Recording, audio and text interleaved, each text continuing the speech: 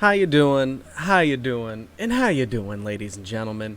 It's your boy Patty, and I appreciate you stopping by today. And we're here to take a look at some like free-to-play player builds and everything like that, cause your boy Patty came up hungry. I'm not gonna say I had dirty clothes, I had good parents, but I did not come from no rich people. Let's just say. So I gotta do one for my people that know what it's like to eat ice for snacks. Y'all know who you are.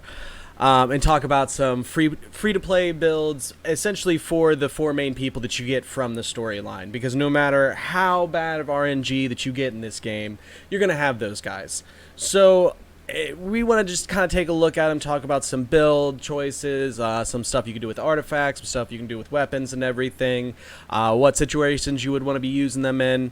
And for some of you that are super early beginner in the game, like under adventure rank 10, bro, there's no advice I got for you. Just go play the game. Hobble whatever sets you can get together. It doesn't really matter. You could be wearing nothing but dead fish all the way to like adventure rank 15 and be absolutely fine. Like it's trust me, it's okay. It literally does not matter what you get in gear for the first 10-15 adventure ranks. Just doesn't really matter. Just use whatever you find. It's gonna be all kind of meh.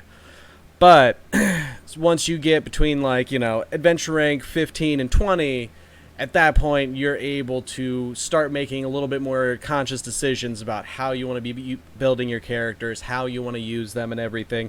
And some of the stuff when we touch on characters, I'll throw in a little bit of advice for some of you really early on people. But let's go ahead and just take a look at them. So, obviously we're looking at the best free-to-play person right now.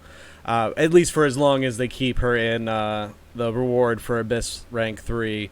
But that ain't who we here to talk about today. We leaving her out completely. So we can start with Amber. I actually did a whole video dedicated to Amber. So if you watched that the other day, you can probably just skip forward a little bit. Because I haven't changed anything about this build. And this is still 100% the build that I recommend you run around with if you're using Amber. So real fast for all the people that didn't see that, we're going with the Sharpshooter's Oath. The increased damage against weak spot is just huge. The crit damage as a secondary stat on the weapon is just huge. If we go and look at some of the other bows, they're not showing up to work as hard for what their effects are, for what their secondary stats are. So I don't want to spend too much time on Amber because we already did a 17-minute video on her the other day. But essentially, that's the best weapon in my opinion for her. And then into the sets, martial set you get from completing, I think they call it your adventure book. Whatever the thing is up on the right side that you can click on, and there's like set challenges for each chapter. Like chapter 3 and 4, I want to say, or maybe it's 4, gives you martial set. So you'll guaranteed to at least get a 2-piece of that. And that has a huge impact on this build. So I highly recommend that. And then Berserker for just a little bit of damage. You can also actually switch that out, and I forgot to touch on it in that video. Where's a piece from it that I can use as an example? Wanna say it's this one. Yeah, so you can use Resolution of Sojourner. Yeah, American Public Schools, y'all. But you can also use the 2-piece from this set, and it would be really strong. In the future, moving towards going for the 4-piece in this isn't as big a thing in my opinion. I think you still get more from the 15% damage increase than the 30% crit increase that you get from this. But the 2-piece can be really solid for your build. Other than that, nothing super special when it comes to the last 3 artifacts. These ones essentially are where you can get your percentages or some of the really interesting stats. I've got attack on her, and then I don't think I had another attack, so I just kind of made do with that one. Yeah, that's on someone way more important. So in that instance, I prioritized having the set piece over just finding something that had attack on it. Energy recharge, hey, not the worst thing in the world. Now that I have a few more of these, could I switch, this one out for any of these and it'd be just as beneficial? Yeah, pretty much. Definitely wouldn't waste leveling any of these up, but not a huge difference there. Sometimes you don't want to prioritize the set over the stat for certain characters, but we'll get into that. Really, Barbara is the only person where I'm like, nah, I gotta have the HP, son. I gotta have the HP. But that's pretty much tidies up Amber. Another few things you can get away with, at least early on in everything. I've gone through specifically more on the beta than I have on this playthrough, where I really only used my Amber for her Q and then to solve puzzles in the world. So if I was doing that, some of these sets that tie into your elemental burst could potentially be really good for her in those situations. If you find yourself using your Amber in that way, and instead of damage, she's kind of just utility, or at least to just set some stuff on fire, that could be beneficial. Would I put instructors or anything like that on her? No, never. That would just... So, either tie into energy recharge and your elemental burst, but most likely probably go for the chunky boss killer damage one that we did a whole video on. And she still, to this day, I'm running around with her in my main team because 2 fire, and she is the most accessible fire person. So if early on you want to take advantage of the elemental resonance and be running 2 fire in your team to get that extra 25% attack across the board for everybody, which is real nice, you can benefit from using Amber. She is not awful. So I know there's not... I've seen more people defending Kaeya than I've seen defend Amber, and that blows my mind. Like, that's... Y'all wild for this one. That's all I'm gonna say. I feel like, we did our girl some justice here. In the interest of moving on, we gonna keep on trucking. So let's take a look at the weapons first for sword people, and we'll circle the back around this a little bit on Kaeya, but we won't super need to. So what I want this guide to focus more on, like, 3-star weapons. Obviously, I'm using the prototype Rancor on him right now. But if I did not have a 4-star weapon and never pulled one, period, I would probably be using Skyrider sword. The benefit on this one, using an elemental burst, grants 24% increase in attack and movement speed for 15 seconds. That's fun. I really like that. I need increased movement speed so I don't get hit by stuff. I'm actually getting a lot better at dodging. Like, I want to put a whole dodge compilation together because I'm just getting so good. But if you've seen me, play during the beta or early on before I got a good healer, I take a lot of damage. So I really appreciate the increased movement speed. I actually, if you're paying attention, may notice that I have 2 of these completely refined to the max. That's because one on him, one on Kaeya. There are some good other 3-star weapons, don't get me wrong. This one is good, but if you have a main DPS on your team that you've been sinking your resources into, chances are he's out for 80% of the time in your fights. If he's out in those fights 80% of the time, chances are he's not going to be over 90% health. So this is a benefit that is very rarely going to be giving you any advantage unless you have a healer on your team and you're able to really easily keep everybody topped up. Then in that situation, this item can be pretty nice with the increased crit rate, and the crit damage is a secondary stat. But I feel like it's going to be easier and more consistent to be able to use this and get that benefit. Some of the other weapons that we have: increased damage against enemies affected by hydro or cryo. Meh, I'm not a fan of any of these weapons. There's one in every type of style where it's like, oh, we do a little bit more damage to these 2 type of elements. Well, there's like 6 elements, bro. You're only showing up to work a third of the time. Why would I pick you? Bye. Bye. But I still max refined it just so you guys could see. I think it starts at, what, 12%? So it ends up maxing or capping out at 24%. So nothing super, super crazy. If that number was way higher, like 40 or above, okay, I might think about it. I might think about building a team around a weapon I got. That seems a little risky, but if this was a higher number and there was more benefit from doing it, I'd say it's more viable. This, I feel like, doesn't really count because I got this out of a box after Adventure Rank 20, so I don't think it's in the summoning pool of weapons you can get, so we're just not going to touch on that. But look at that effect, though. Ooh. Ooh. How you doing? This... Not really.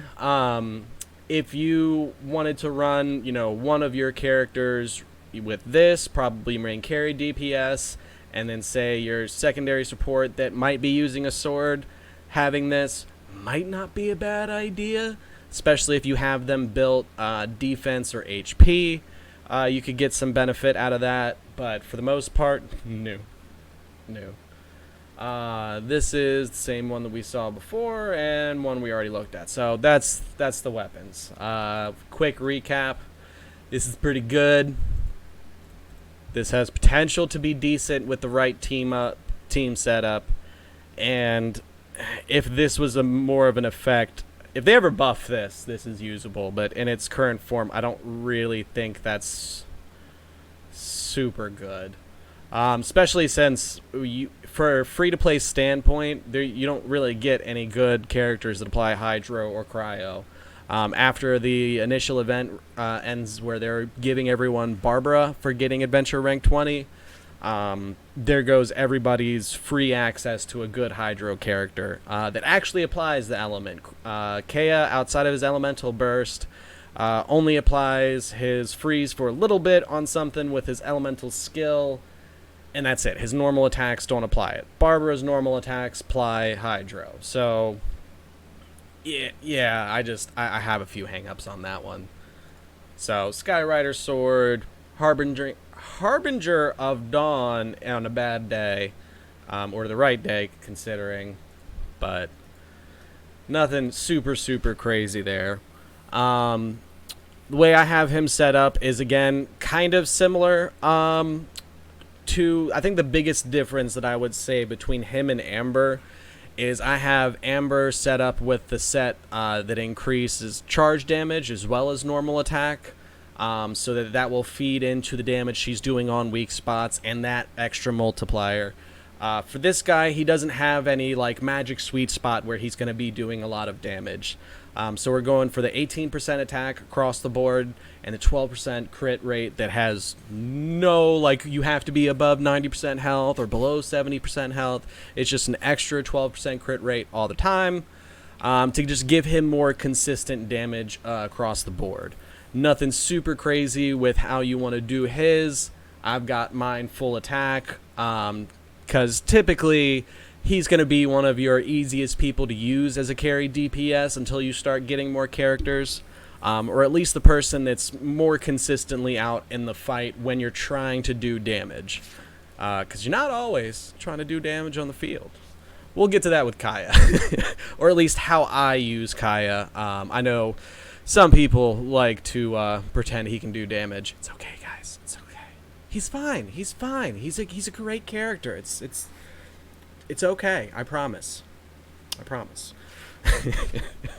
But let's talk about my girl, because y'all know I love my Lisa. Lisa is my girl.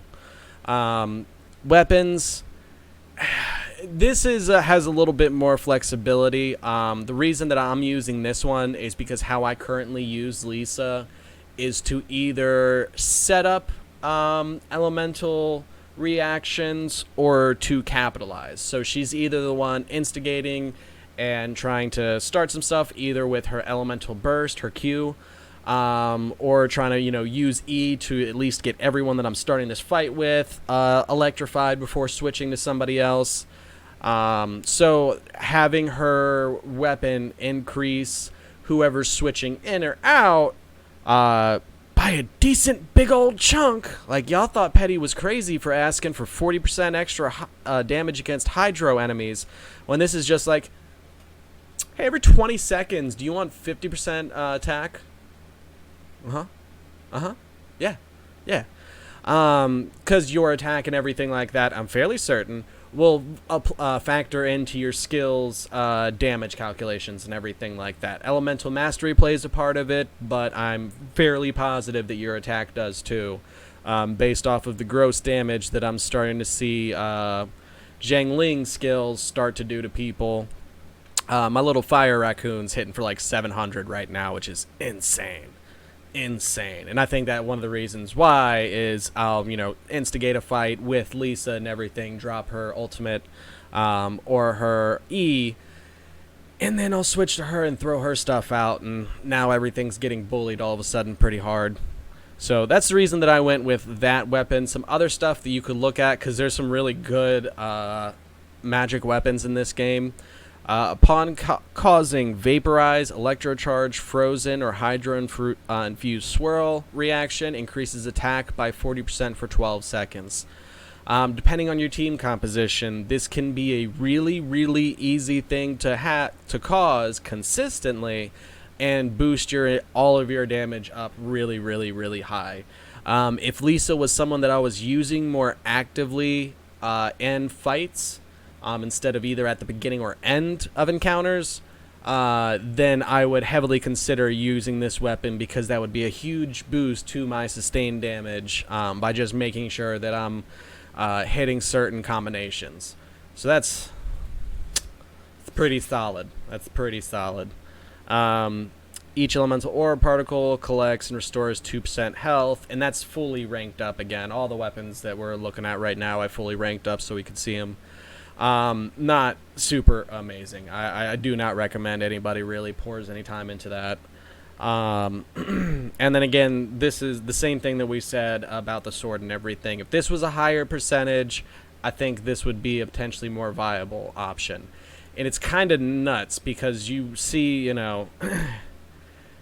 40% attack here, like they've got no problem giving us that, but hey, no, we can only get a 24% increase of damage as a whole. So I don't know if that's more telling about how their modifiers work, or if this is just undertuned from where it really ought to be able to compare and stand up against some of these other things. So definitely recommend one of these two books, and then the crafted book that you can eventually make, which I'm about to craft on this guy. I think I have to get just a little bit more ore, and then that's probably going to be her weapon, because that's absolutely gross. Am I in town? I can probably show that real quick. Sorry for the tangent. I just want you all to see how dirty this weapon is. So I'm excited for either I think I'm pretty sure I'm going to put it on Lisa, not Barb. Do I have the materials? Alright, triggering an elemental reaction grants a 8% elemental damage bonus for 10 seconds, max of 2 stacks. That is gross. I want that so bad. Because a lot of where my personal team damage comes out of is from switching between characters and using their elemental skills to keep causing high damage reactions. So this would be very, very good for my team comp, just because of the way it would bully itself in there. So yeah, I just need a little bit more white chunk.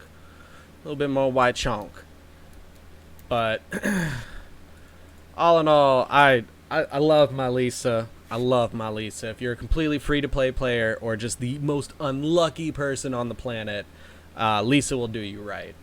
Let's take a look at some of her artifacts. So this one's going to be pretty straight up and easy. No matter how you want to build or use Lisa, whether or not It's more just an elemental support person that you're going to try and put like HP and defense on so that she can take hits and be able to apply the statuses that you need.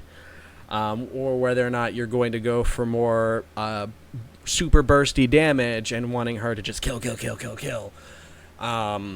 Instructors is gonna be your baby. This is one of the only set, at least early game, for the first 20 and counting adventure ranks, where it impacts and boosts up your elemental mastery. You don't see that on a whole lot of stuff, so you kind of have to intentionally dig it out and go for it. But it's a really strong set because no matter if you're using her for high burst damage, or if you're using her just as elemental support and everything, all of that is going to be off of her elemental reactions. So increasing that will just make her good no matter how you are trying to use her. And the fact that Instructor 4-piece basically boosts all parties' elemental mastery by 120 for 8 seconds means all those combinations that you're using her with are going to be that much stronger. So whether you're going tanky or you're going for kill, this is the best set for her, in my opinion. Nothing super crazy on these last couple of ones. I actually have mine built a little weird. So we've got HP on this one, electro damage bonus on this one. I was more or less just testing this out to see how it was performing. And then on this one I actually have elemental mastery, to where we're just trying to get a little bit more of it. Because again, just no matter how you're using Lisa, building her for elemental mastery is just going to make her better. Like, that is, doesn't matter what else you're doing, that's going to make her more viable. Even if you're not trying to get damage out of her, this build will be perfect for her. There is nothing else I think you could put on her, in my opinion. It's just, she does great work, okay? Did I unequip something? No. Elemental mastery seems a little low, but that's a girl Lisa in a nutshell. I'll definitely do, like I did with Amber, dedicated build videos for each of the characters and everything like that. I just want to kind of give something quick for people to look at and get an idea of how they could use them. So Kaeya. Oh, Kaeya. Alright, so I will tell you how I've used them, and then I will tell you about some of the people that have shared their Kaeya experiences with me. How I have used Kaeya in both the beta and when I just didn't have anyone else yet on my team. In this playthrough, I build my Kaeya tanky. I don't think it's necessary that he just can't do any damage. I think it's just that his E is so bad that it makes him a useless character, period. No. He has, like, the weakest E in the entire game. Like, it is just so laughably bad that it really handicaps him as a character. But regardless, no matter if you think he's great damage or awful damage, I think we can all agree that the greatest thing that you get from Kaeya, period, is his ultimate. That is where or his elemental burst, his Q. That is where he is absolutely the strongest, where you get the most benefit out of him. And it ain't a bad Q. Those little flying frost boys can tear some stuff up, especially when you're switching to other characters, potentially using their ultimate too. And really getting some heavy damage, some heavy elemental reactions can be great stuff. That is the only time you will get consistent and reliable elemental reaction from Kaeya. Outside of that, his E applies cryo for a very, very short period of time, is on a like 6 or 8 second cooldown, so it is inconsistent to be able to use. And then his normal attacks just do a little bit of damage. It's nothing crazy. But all that being said, its Q ain't bad.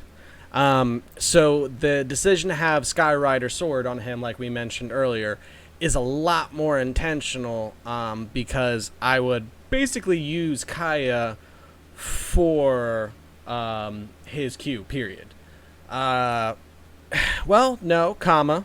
No, there is a comma there. The only other thing that I would use Kaeya for is I would make him intentionally tanky. I would give him defense. I would give him HP. I would make sure that this man could take a hit.